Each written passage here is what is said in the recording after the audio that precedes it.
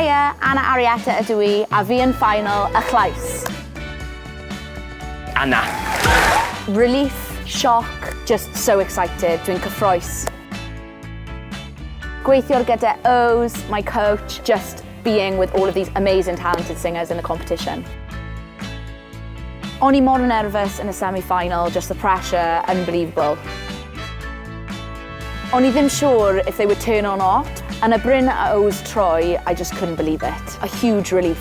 It was hard to choose between Bryn and O's, but I just had to go with my gut.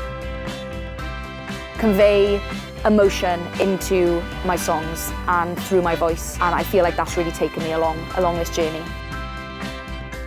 My ysbrydoliaeth mawr, probably Amy Winehouse. Rock, indie, jazzy, blues. Yn y blaens, nes I canu Road y Records Man, Poryn Bailey Ray, yn y callbacks yma, Lodau Papur, ac yn y semi-finals, Treiddiau'r Mir by Lily Bow. It's been an amazing journey, learning all these beautiful songs in the Welsh language. In a final, expect a lot of excitement and just wow.